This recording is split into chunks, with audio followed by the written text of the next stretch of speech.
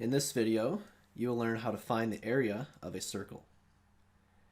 So to begin, we want to explain to you where does this area formula come from. So imagine here we have a circle. So notice we have it kind of color coordinated. The top is blue, the bottom is orange, and we have it divided into different slices. What we can do is you can imagine taking these different slices and arranging in this manner. So notice the blue slices are here, and then the orange slices are down here at the bottom. So notice what we've created. This basically is a parallelogram, right? Where the left and the right side are parallel, and the top and the bottom are parallel.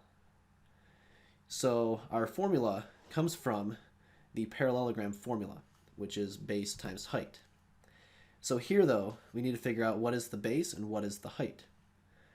Well, notice here that the height is actually the radius, right? Because that would be from the bottom up to the top. So this right here, that's your radius from the center. That's your center point, right? The tip of that triangle. And up to the top, that takes you to the edge of the circle in this picture, right? Notice how that's like the same thing from the tip to this outside. So this height is the radius. And then notice that the outside part here, so like the orange, okay, that orange would be right here, this outside of the circle. That's going to be half of the circumference. It's halfway around. So down here, this base is 1/2 of the circumference. All right, so when you plug into the parallelogram formula, the height is going to be radius, or r. And then the base, the bottom, is 1/2 of the circumference. So 1/2 times circumference. Well, what is circumference? Circumference is pi times diameter. So what we have is 1/2 times pi times diameter. That's going to be the base. That's what goes right here. That's your bottom. So we have area equals 1/2 times pi times diameter, then times the height, which we said was the radius. That's the height of this parallelogram. Now, to simplify this a little further, notice right here, 1/2 and then diameter. With multiplication, we can move things around if we wanted to. We could write this as 1/2 times diameter times pi times radius. Well, what is 1/2 times diameter? Or another way of thinking of that is, what is 1/2 of the diameter?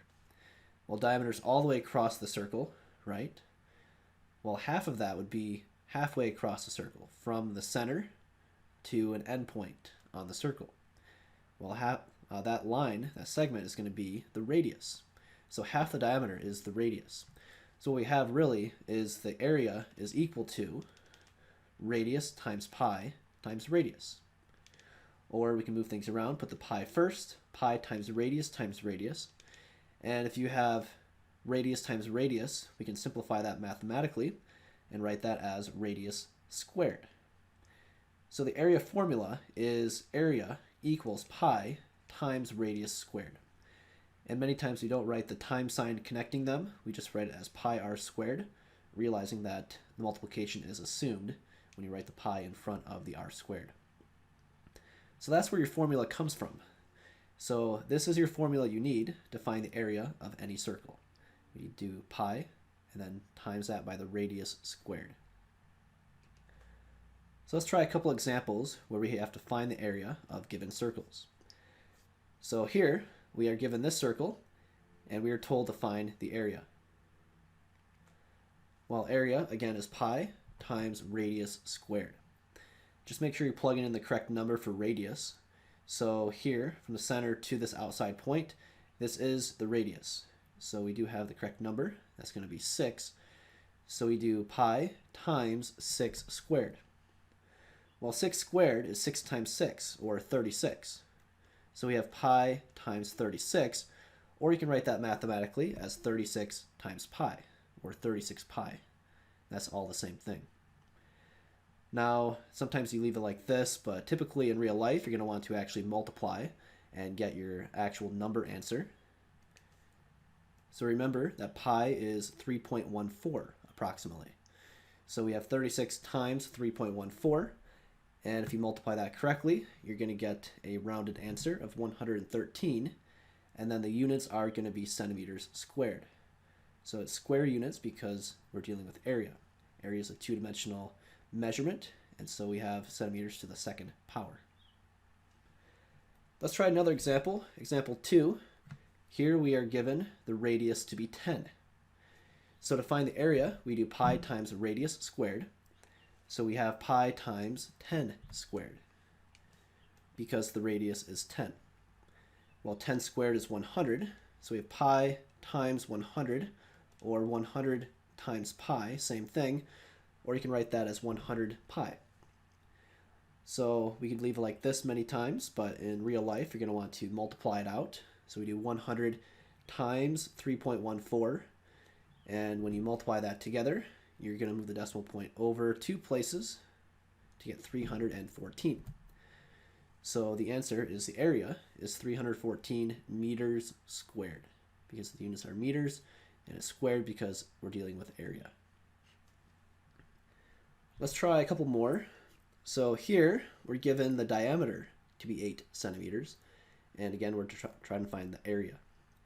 So area again is pi times radius squared. Now just be careful you're plugging in the correct number because 8 is your diameter. It's the distance all the way across.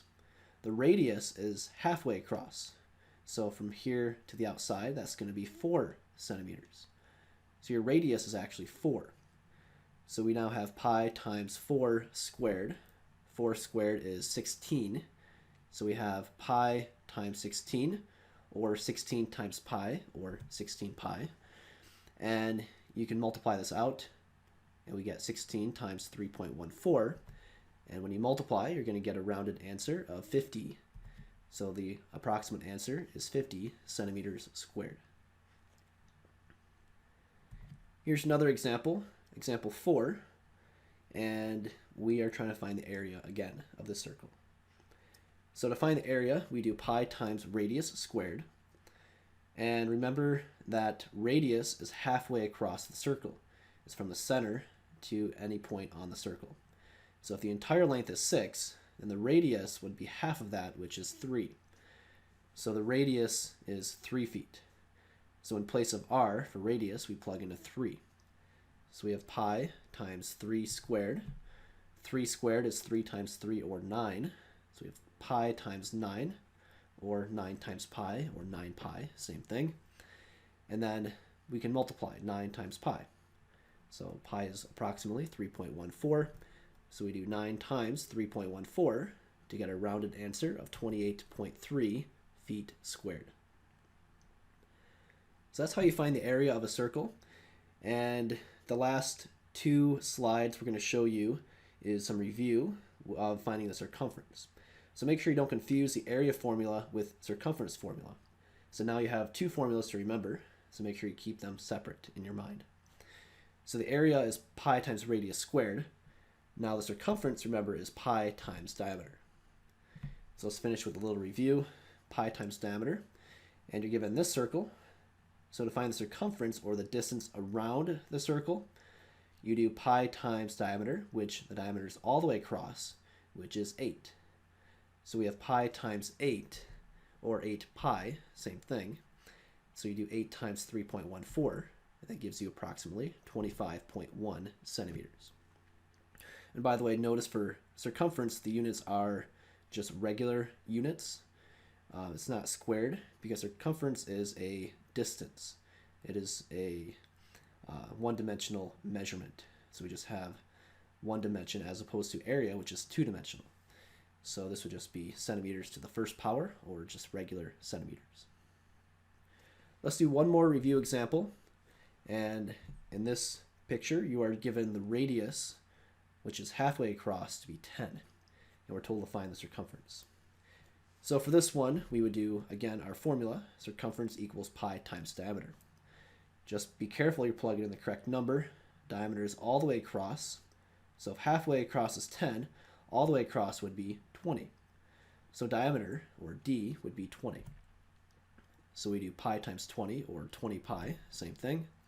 So we do 20 times 3.14, and that gives you 62.8.